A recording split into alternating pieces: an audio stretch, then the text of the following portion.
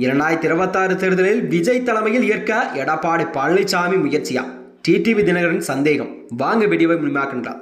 அதாவது டிடிவி தினகரன் தலைமையிலான அம்மா மக்கள் முன்னேற்ற கழகம் கடந்த ஆண்டு நாடாளுமன்ற தேர்தலில் பாஜக தலைமையிலான கூட்டணியில் தான் தேசிய ஜனநாயக கூட்டணி இருந்த நிலையில் தற்பொழுது அதிமுக அந்த கூட்டணிக்குள் வந்ததும் எடப்பாடி பழனிசாமியோ 2026 சட்டமன்ற தேர்தலில் முதல் வேட்பாளராக முன்னிறுத்துவதற்கு எதிராகவே கூட்டணியிலிருந்து வெளியேறிவிட்டாரா?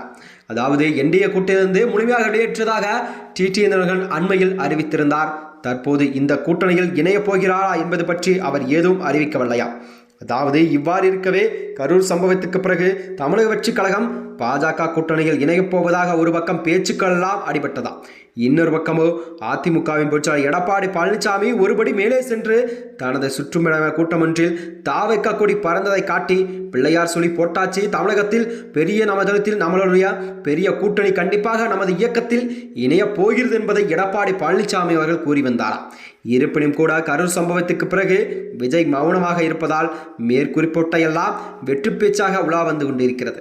இந்த நிலையில்தான் விஜய் தலைமையில் ஏற்க எடப்பாடி பழனிசாமி முயற்சிப்பதாக டிடிவி தினகரன் அவர்கள் கூறியிருந்தார்.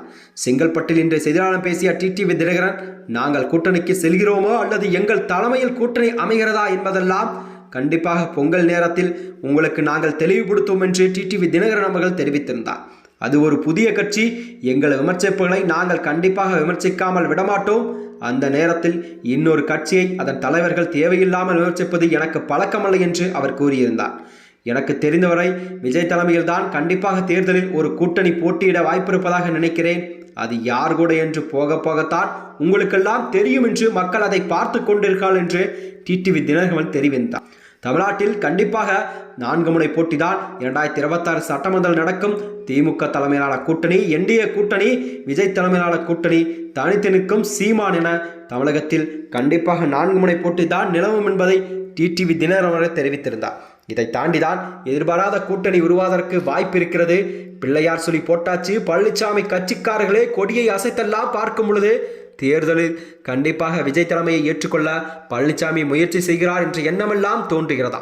மேலும் ஆணவ படுகொலை தடுக்க ஆணையம் அமைக்கப்படும் என்றும் அதன் பரிந்துரை அடிப்படையில் தான் சட்டம் கண்டிப்பாக கொண்டு வரப்படும் என்று சட்டமன்றத்தில் முதல்வர் ஸ்டாலின் அவர்கள் அறிவித்தது குறித்து, தமிழ்நாட்டில் என்னதான் கல்வி வளர்ந்திருந்தாலும் பெரியார் போன்ற தலைவர்களின் எண்ணங்கள் நிறைவேற்றப்பட வந்தாலும் ஆணவ படுகொலை இன்னும் இருக்கத்தான் செய்கிறது என்று அவர் கூறியிருந்தார்.